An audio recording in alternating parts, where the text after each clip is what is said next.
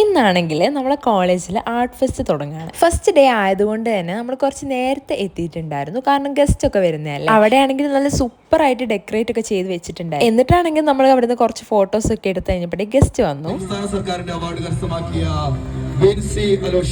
നമ്മുടെ നായികനിലും അതോടൊപ്പം തന്നെ കുറെ മൂവീസിലൊക്കെ ഫേമസ് ആയിട്ടുള്ള നമ്മുടെ വിൻസി തന്നെയായിരുന്നു നമ്മുടെ ഗസ്റ്റ്. ഈ ജോലി ഉണ്ടായ അല്ലെങ്കിൽ സമാധാനം ഉണ്ടാവാൻ പൈസ മാത്രം മതിയോ? ഒരു മനുഷ്യന് ഏറ്റവും കൂടുതൽ സമാധാനം എപ്പോഴാണ് കിട്ടുക?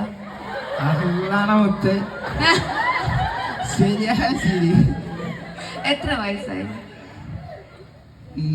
29 വയസ്സിന് മൂപ്പുണ്ടായാലും യാസിന് നീ സൂപ്പറാണ്. പണ്ട് നമ്മൾ ഈ നായകനൊക്കെ കണ്ടുകൊണ്ടിരിക്കുമ്പോൾ എനിക്ക് ഏറ്റവും ഇഷ്ടപ്പെട്ട ഒരു ആക്ട്രസ് തന്നെയായിരുന്നു കേട്ടോ വിൻസി.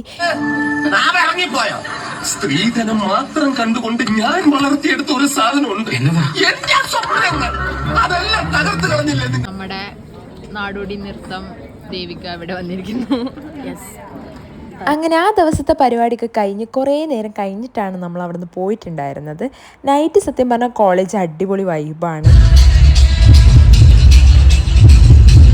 ലാസ്റ്റ് ആയപ്പോഴത്തേന് പാട്ട് ഡാൻസും ഒക്കെ ഉണ്ടായിരുന്നു. പിന്നെ അതൊക്കെ കഴിഞ്ഞിട്ട് ഇവർക്ക് വിശക്കുന്നുണ്ട് പറഞ്ഞപ്പോൾ അങ്ങനെ നമ്മൾ ഫുഡ് കഴിക്കാൻ വേണ്ടി പോയതാണ്.